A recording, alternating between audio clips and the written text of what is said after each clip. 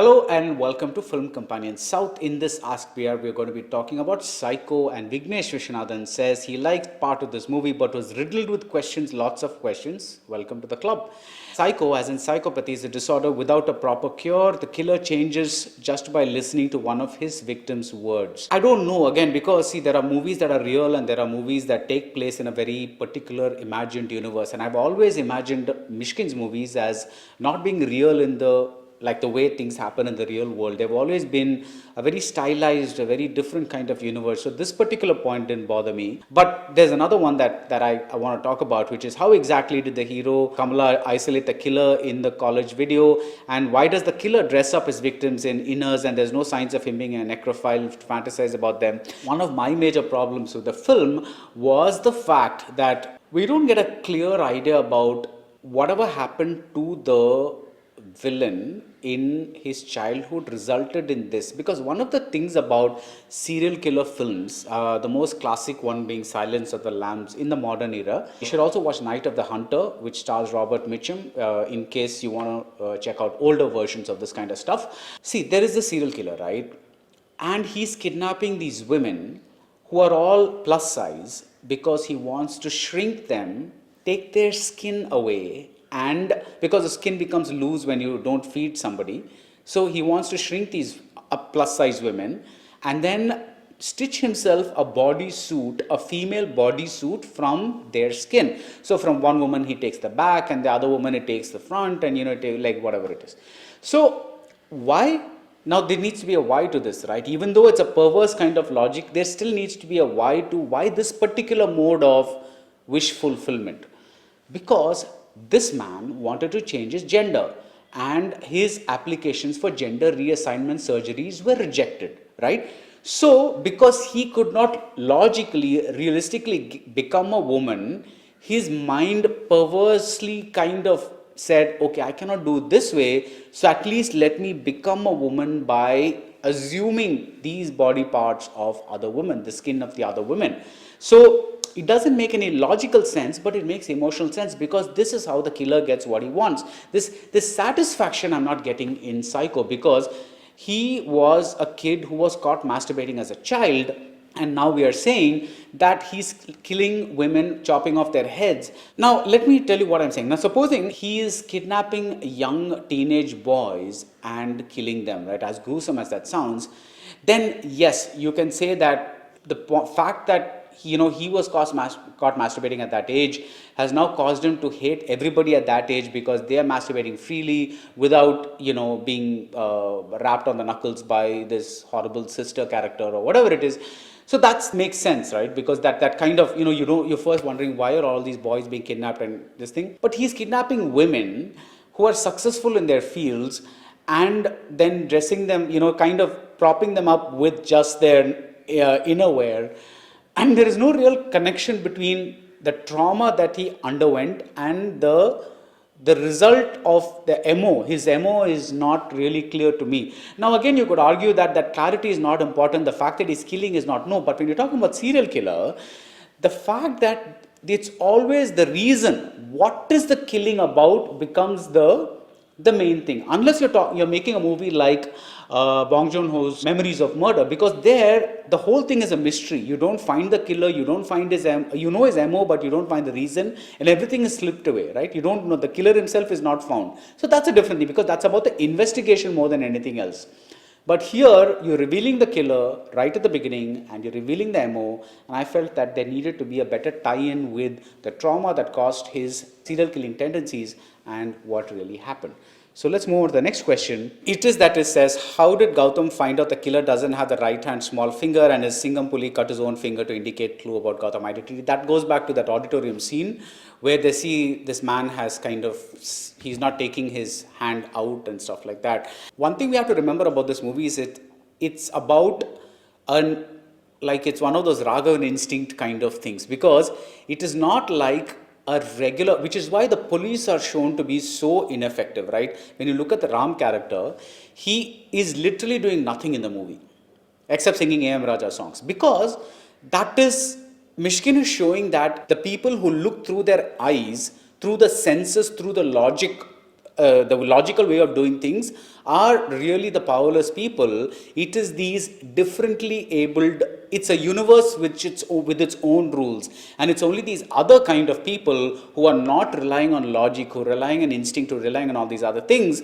and who are not abled perfectly. These are the people that actually are getting things done. So I think that didn't bother me that much as the earlier question about why the killer is doing what he's doing. Sharath N97 says in David Fincher's works, including Seven, Zodiac, and even Mindhunter, most of the serial killer's violent acts are always off screen, but one still feels the right amount of dread and chills. In Psycho, however, the violent acts are not only on screen, which is fine, but they're picturized rather beautifully or aesthetically. Isn't this problematic?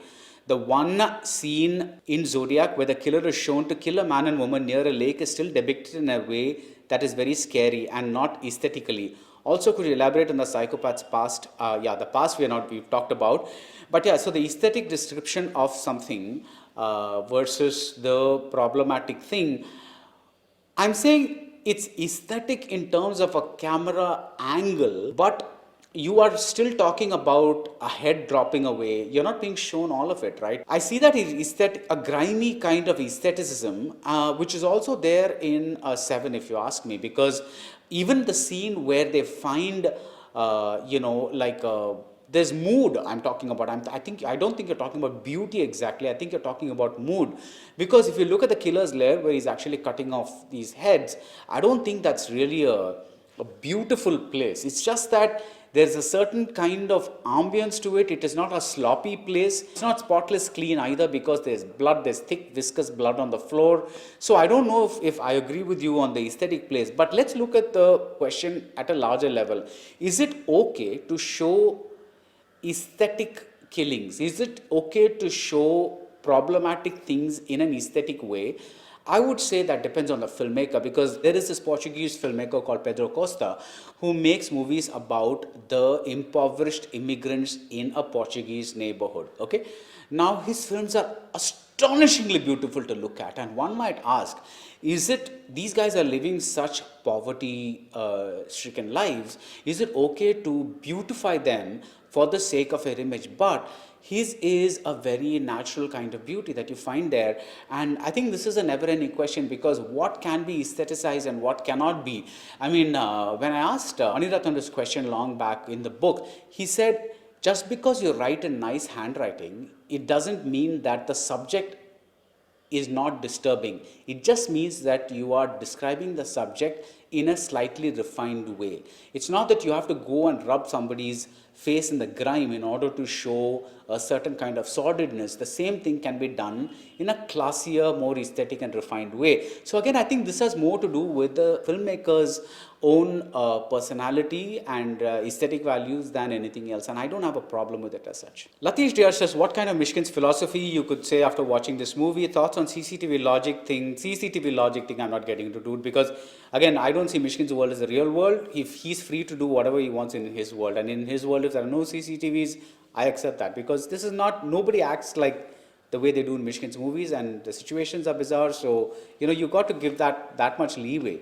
Too much of logic you don't expect here. But about the philosophy I want to talk about, because I think the very key conversation that appears early on is the one that Aditi Rao Hydari, the radio host, anchor, whatever, she has with the psychologist, the psychiatrist. And from that conversation, we get the idea that everything is a form of psychosis, whether it's domestic abuse or honor killings or this jadiveri or whatever it is, everything is a form of psychosis. So therefore, Myshkin places serial killing at an extreme end of the psychosis, basically saying that all of us are messed up in some way or the other, and it's just that this man is messed up in an extreme way. I thought that was a very, very lovely philosophy, because in the sense that we have no right to judge this man, because our situations made us what we are, and his situations made him what he is. So yes, should he be punished? Yes. Should he be allowed to continue doing what he's doing? No, absolutely not. But let's look at the man with the same amount of empathy that we would with people who do these other things, because they are also the product of a certain kind of patriarchy or whatever you want to call it that's ingrained in them. So the root causes of these things have to be examined rather than directly blame someone for what they did. Of course, the punishment should be there, but trying to understand people is more important. And I thought I was very touched by that philosophy. Fyodor says, very Myshkinist name, Fyodor says, give me the parallels between Memories of Murder and Psycho, because I would defend Memories of Murder over Psycho, because for me Psycho is poetically over-exaggerated, because poeticism in movies should be subtle and layered. Through many refers to exaggeration as a style of work, and what do you think about that? Wow, that is one breathless sentence. I would say that I would not even compare the two movies, because that is about the investigation and not about the killer. Here it is about like 3 or 4 simultaneous tracks. There's a lover trying to find the woman he loves. There is not the police. The police have been reduced to they've been marginalized in this movie. There is something else happening. Then there is actually the psycho that we see who is doing all these things. There is a very, very exaggerated kind of thing. So you cannot even compare Memories of Murder with this, because Memories of Murder exists at this level and Psycho exists at this level of stylization. So I would not even compare the two films. Not Lebowski says, not Lebowski, 007 says, what's your take on the executions of the Sadanga scene, and which would be your favorite Myshkin level on technical level? Did you feel Ram's character was underdeveloped? What's with the hiring of the black and white pig? I think I may have missed something. So I'm going to talk about a couple of things here. So the Sadanga execution just blew my mind, because I thought it was fantastic. It was staged in so ritualistic fashion. It reminded me of a gladiatorial spectacle. It reminded me of some kind of a confessional ritual, a Catholic ritual. It was so bizarre, so messed up, so fucked up that I was like, wow, okay, this can only come from this unique person's head. I just love that ritual, because I love stylization when it informs something.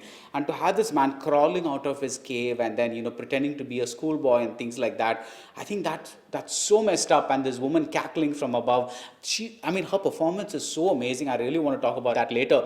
So I really think that Sadanga scene was magnificent, because it finally showed that this is what this whole thing is all about, and it was enacted for us.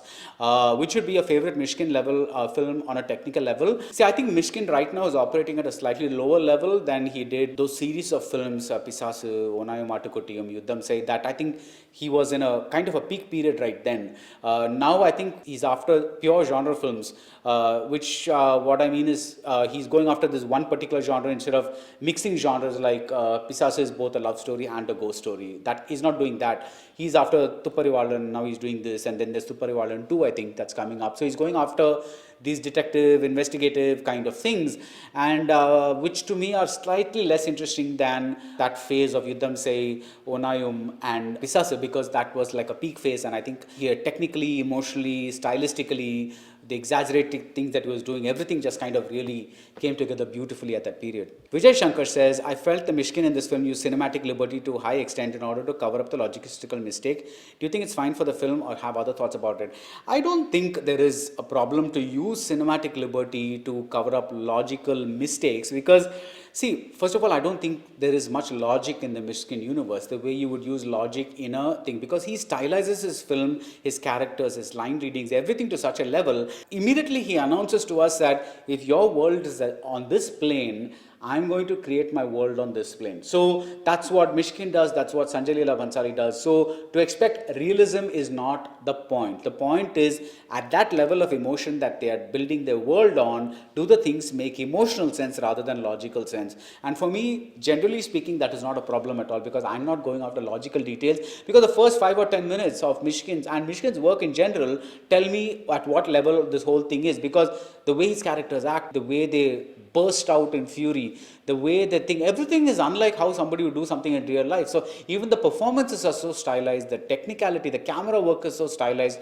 I mean, there are so many mind-blowingly amazing camera angles in Psycho, but you would not use them in a realistic situation at all, because they are so artificial in a way, and yet they are so mind-blowing. And I think that stylization is important to realize why you cannot call this just cinematic liberty. That is the world.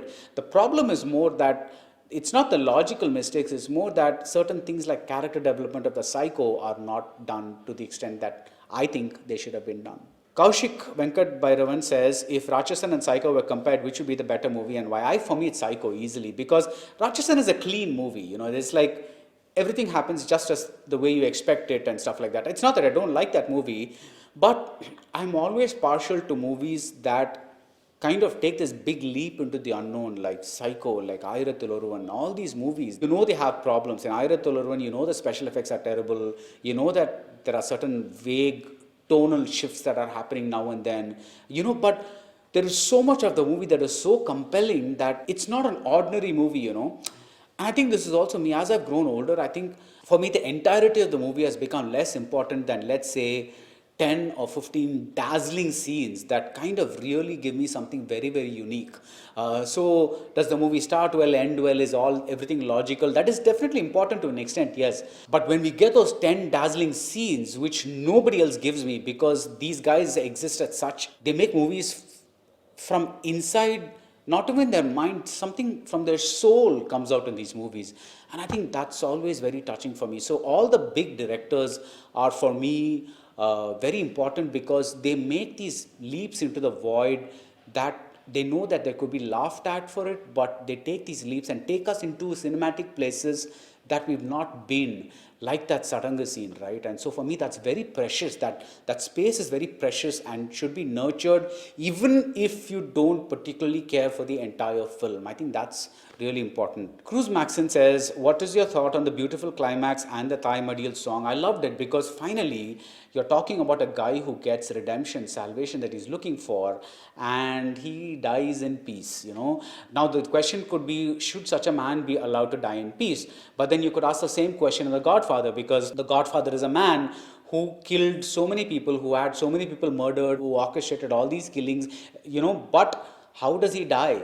He dies the best possible death. We all should be lucky to get such a death, because he's playing in the orchard, in his own home, drinking his own wine. He's playing with his grandson and dying the best kind of death, a heart attack, and 2 seconds later he's dead. There's no prolonged hospital suffering, nobody's stabbing him, nobody's shooting him.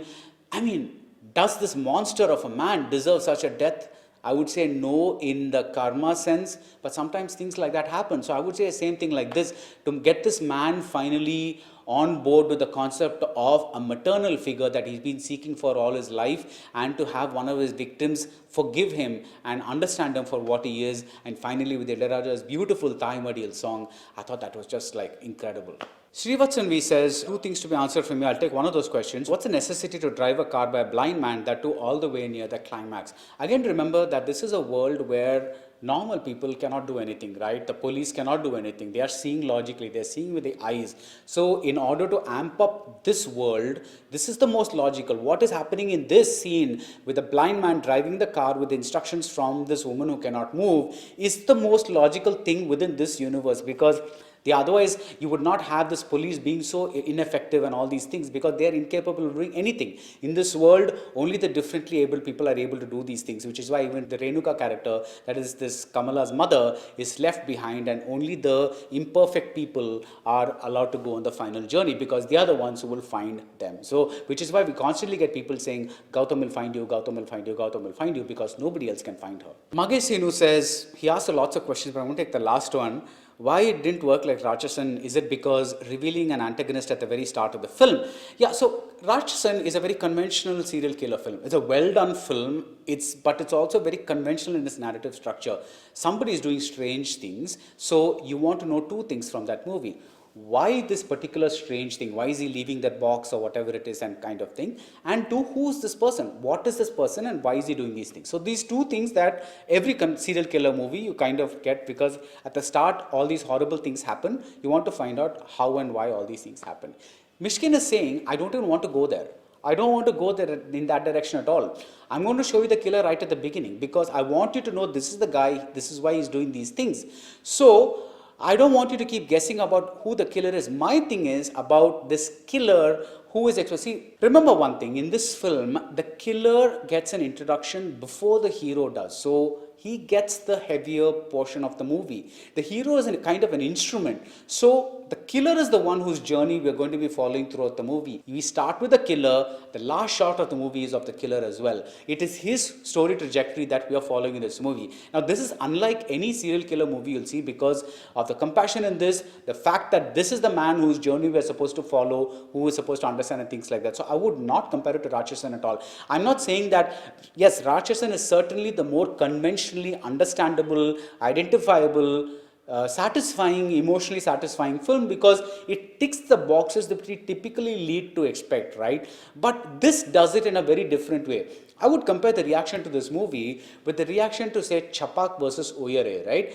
Uyare does the conventional things that you expect from a movie that talks about an acid attack. What do you expect from there? Woman is leading a good life, a normal life, but there are some issues or whatever it is. Then she begins to this thing, then the work on her own, and then the acid attack happens, and how she deals with the trauma, how she rises from her trauma. Now, Uyare is a very good movie and it has a superb Parvati performance, but this is also a very conventional trajectory that you would take to handle this. Now, what does Chapak do? Chapak says, I'm starting the movie 7 years after this woman had the acid attack. So now she's learned to deal with it. She's okay with it. So we're not feeling sorry for her or anything like that. She herself is not feeling sorry for herself. We are now in a position where she's gotten over the trauma, and we are now in the journey of how she's learning to renegotiate the rest of her life. Now this suddenly throws people apart because you're like, can you show an acid attack victim laughing? Can you show somebody like this? Can you show them just talking about bangles and things like that? Because we are all conditioned to expect one particular style of narrative. We are all expected to kind of if something is like this, then this is the kind of thing that should be happen. Which is why when people will say things like, but this should be the way that should be done. So no, but Myshkin is saying, I'm going to invert it for you. And sometimes it takes a while for that inversion to set in. So maybe a second time, if you see it with that inversion already in your head, you might get what he's trying to do. Again, I'm not saying that you have to like the movie because of what I'm saying. I'm just saying that sometimes it's necessary to kind of look at things from a slightly different angle because the things that are being done are not the usual things. Ikilburn Dreamer asks a very, very pertinent question. Why do people always ask logic in movies like this and they don't ask the same thing in a mass commercial stuff? Tupparivalan was also a very larger than life film based on Sherlock Holmes. Exactly, because see, it's not only the mass commercial stuff. It's like, as I said, Myshkin's worlds are so stylized, so out there, so bizarre, and bizarre in a wonderful way, that logic is really the last thing you should be asking in a movie like this. It's like, otherwise, which world do you see where people go around wearing those berets and stuff like that, where, you instantly find there are so many characteristics of a Myshkin film, and you would not be asking this in somebody else's film if it's like logically done, but that's boring, right? We've seen so many films like that. Let's watch this wonderfully eccentric take on a serial killer. Let's watch it with the understanding that it's going to be eccentric, and then let's say, okay, it worked for me, it didn't work for me, or whatever it is. But why go in with the expectations of certain things that you're not going to find in a Myshkin movie anyway? That's my point. Neetu Krish asks, if the film is based on the legend of Angulimala, would it have served the story better if Myshkin focused only on that instead of adding the romantic plot of Udhayanidhi and Aditi? Is there a parallel in their story that I'm missing? Let me just tell you this. So I didn't know the story was based on Angulimala, and the minute I heard, because I don't watch trailers anymore or teasers or whatever it is, but the minute I heard that word, that bloody Amar Chitra Katha comic popped into my head, just like when I heard the word Tanhaji, that same Amar Chitra Katha popped into my head. I'm like, how many of us have been educated so much about these offbeat characters from the various legends and other things, history, slightly, off center. Shivaji, yes, we've heard of, but these other characters like that. I was just like, wow, Amar Chitra Katha, thank you so much. So coming back to this, I don't think that alone would work, because that is a Valmiki kind of scenario where you're talking about a man who is bad and how he becomes good, right? Now that is alone not good, because here you're talking about how the salvation is attained.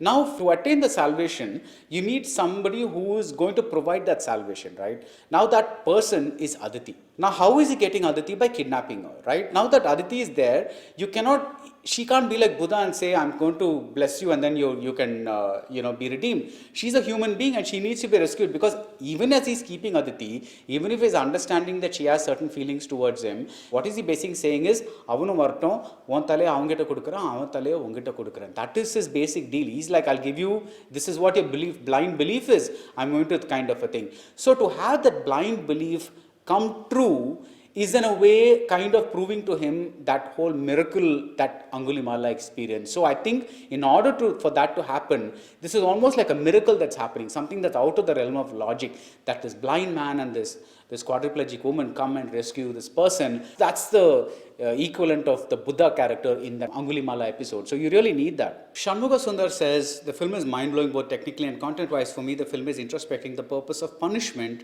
and the societal factor in creating new sociopaths. Do you think any other film deals with the whole philosophy of punishment and its purpose in Tamil or world cinema? See, yes, why go into film itself? See, from Myshkin's interviews, we know that he is a big fan of Dostoevsky, because his name itself, the Myshkin name itself, comes from one of Dostoevsky's novellas. Now, but look at Crime and Punishment, one of the seminal Dostoevsky novels along with Brothers Karamazov. Crime and Punishment is about this guy who plans to commit a murder, and then after he commits the murder, instead of enjoying the fruits of what he wanted to have, he's racked by guilt and all these things.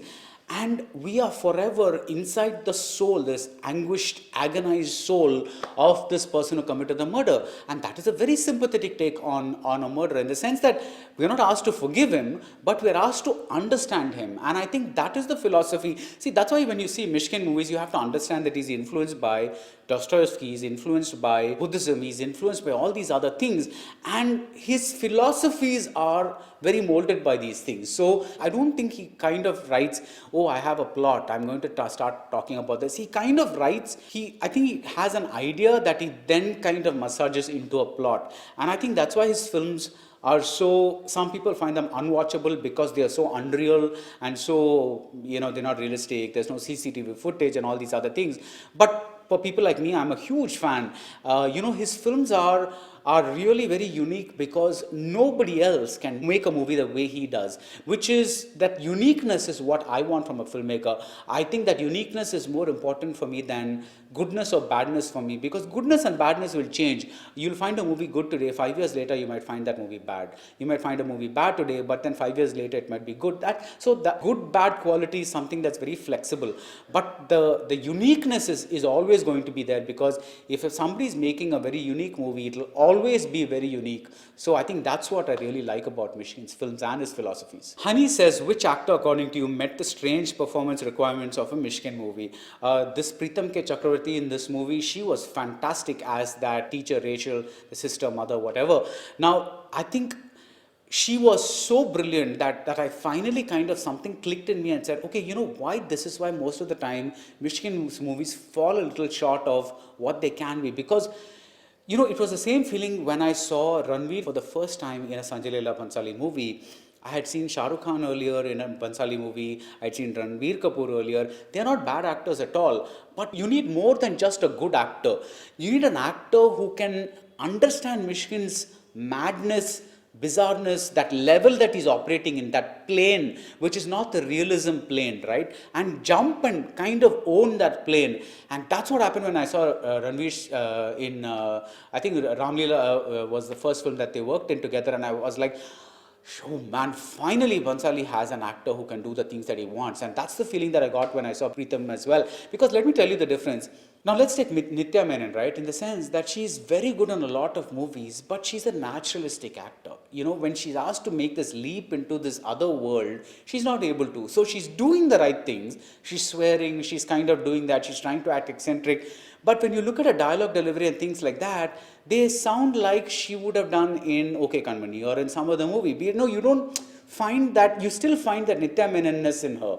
So I'm still waiting for the day Myshkin gets a great male actor, because all his films are male-centric, almost all of them, that can carry off the Myshkinisms inside his head. And I'll tell you who really does that, Myshkin himself, because one of my favorite Myshkin performances is his in Onai Matukutiyum. That graveyard scene is one for the ages, simply because The artifice of the writing, the staging is matched by that artifice of that monologue, that breathless monologue, the dialogue delivery, that almost unblinking thing, that whole theatricality of what is essentially Myshkin, that gets conveyed so beautifully in that scene. I would be like, every actor who wants to go and act in a Myshkin movie should watch that particular scene and say, this is what I need to do. And we come to the last question from Vishwasai. What is your favorite Myshkin film and why? It's hard to say because it'll definitely have to be in that, within those three films that I quoted as his peak period, Yuddham Sei, Onai Matukutiyam and Pisasu. I think I'm going to go with Pisasu for now, simply because that's a beautiful, you know, what I felt after that film is, after a long time I saw something very pure, something that takes two wildly different genres, the ghost story and the love story, and kind of combines it into a very bizarre kind of love story that just resonates so well. I mean, that has been done earlier before. Like, you have a love story in movie Ghost with Demi Moore and Patrick Swayze. You have that love story, but the point is that that lover becomes a ghost and he helps her find the killer kind of thing. This is not that kind of movie. Here, this man doesn't even know that the ghost exists, that his lover, that this woman was in love with him or whatever it is. It's literally a love at first sight kind of thing, transforming into all kinds of amazing things. And I think that's one of my favorite movies of Myshkin. Yes, thank you so much for watching, and I will see you again in the next Ask PR. Until then, do keep watching Film Companion South.